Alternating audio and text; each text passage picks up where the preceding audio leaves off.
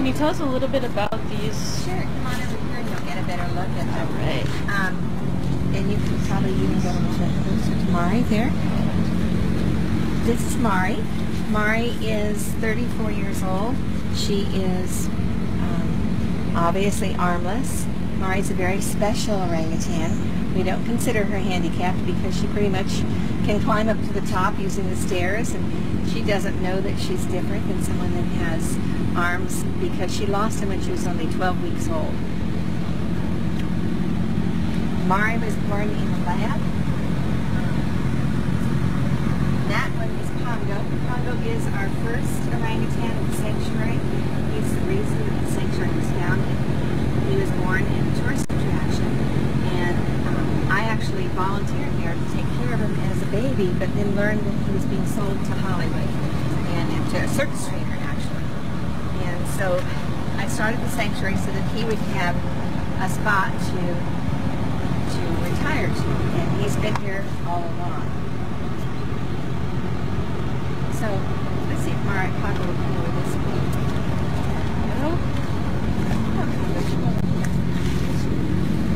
So a little bit more about Mari is that her mother was, she's going to move now because sorry, she's going to be in front of the camera. It's okay. She was, went some raisins. He loves raisins. All right, you can come over here. It's going to be fine. So Pongo, we started the sanctuary so that he'd have a permanent place to retire to, and we just thought it would be a project for maybe 5 to 10 great apes. But we have actually rescued 52 great apes since Pongo, from entertainment, circuses, from pet situations, those that needed a home. That in the movie business and in circuses, they can only use great apes until they're about 7 or 8 years old because then they're too strong. Well, they've been 50 to 60 years. And so what happens in the future is a big concern. Mari's story, as I was starting to tell you, her mother was very young, and she was born in the biomedical lab in Georgia. And when she was only 12 weeks old, a big male, not Pongo, but somebody that size, came in and frightened the mother, and she shook the baby and multiply fractured her arms. And so this one had to be amputated, and the other, she just picked her up with her teeth and bit the other one off of her shoulder. But again, Mari doesn't want pity. She just wants treats. She's a very capable female, and actually, Mari, even though he's 3 times her size, which is more of the difference between males and females, she has an attitude, and sometimes he's a little bit in awe of that. And she can make it back up just by the cold stare.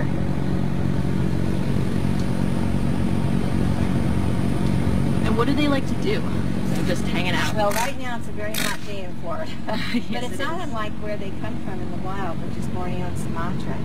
And normally our enclosures are 40 feet tall, or 4 stories tall. And so normally they hang up in the top and climb and do a lot of things like they would arboreal.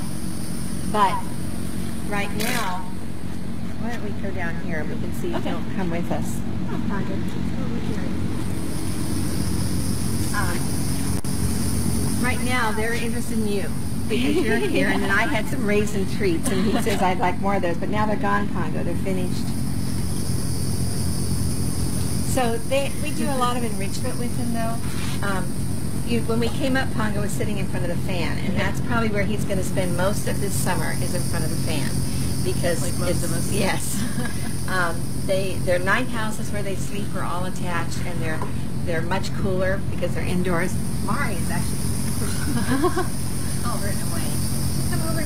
We make pools of water for them, tubs of water. In fact, there's one over there Mari was sitting in. She'll probably be in it again this afternoon. But you can tell with her swagger that she has a bit of an attitude. Yeah. And that's actually a normal female orangutan thing.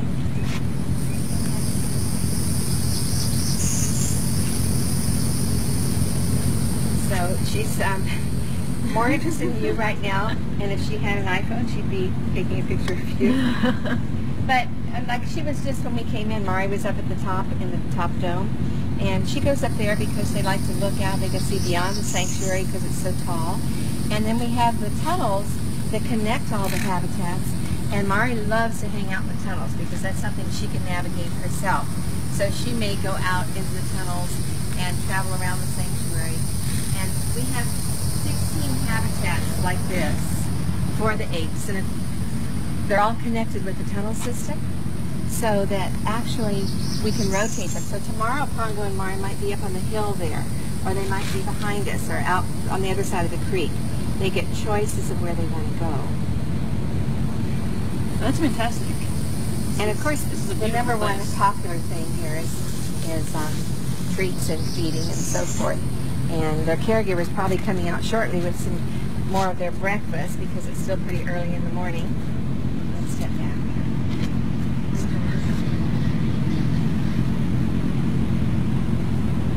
So Rachel's coming in with some of her breakfast right now.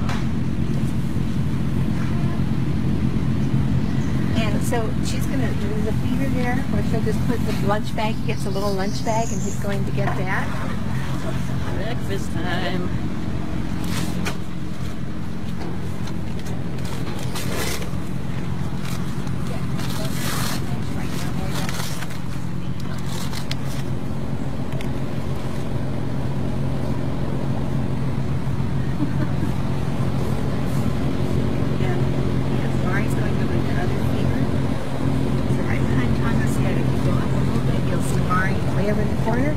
She's going to get her bag and the other feeder there. Let's go see that. Okay. You want to shoot close since you're home?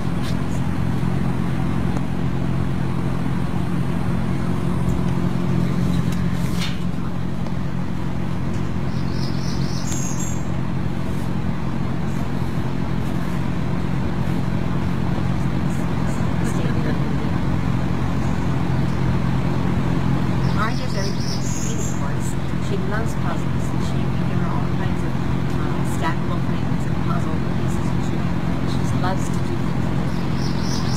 She feeds herself.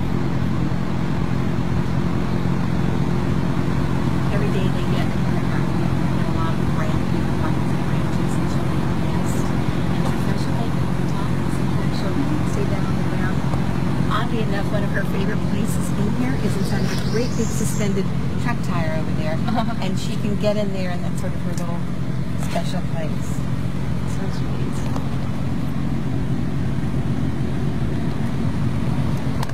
And what's in his bag, if you can see in there, he's already had his apple, he has broccoli, he has several kinds of leafies that he tosses aside because he wants the good stuff first. He's got a cucumber in there, and his little biscuits are the protein biscuits, the high fiber, low starch chow biscuits for primates, especially for babies. And in the wild, what Pongo would be eating is almost all fruits and vegetables, some tree bark, some insects, but orangutans are much more frugivorous or fruit-eating animals than chimpanzees, for instance. Oh, that's interesting. Pineapple in his mouth. Oh, it's a piece of banana. He's just chilling with it. Yeah. Yeah, I'm amazed by how well they're fed. Fantastic. At some point you can get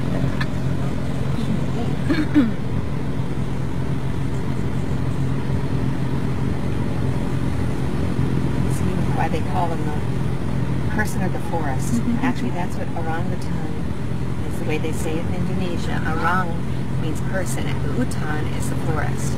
So the orangutans are the people of the forest. And they are very much like, so much like humans in their DNA and in their behaviors and their attitudes, and yet they are very different too. Yeah. And people ask us all the time, well, he has all that long hair, it's so hot here, what about that long hair?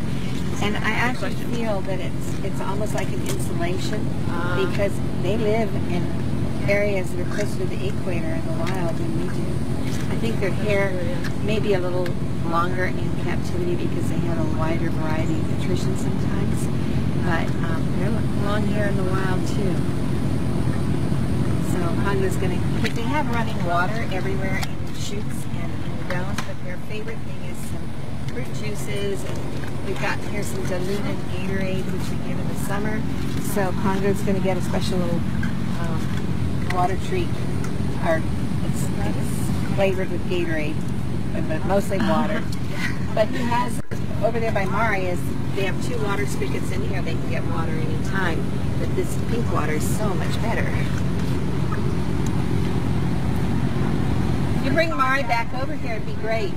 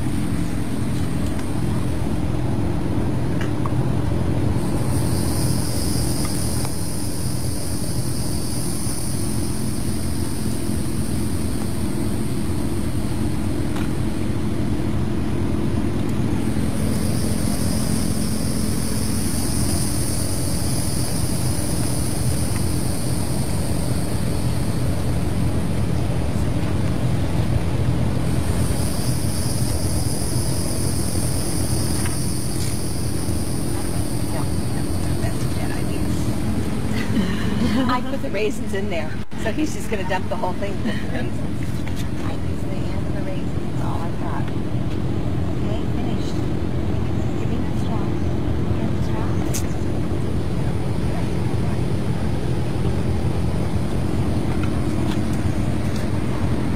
Is that too close? No, it's not. They'll take their fingers and dump it sometimes. But That smells fantastic. I think we should move on to another okay, area. all right, well, great. Thank you so much, Rachel. Bye, Pongo. Now, Pongo and Mari are going to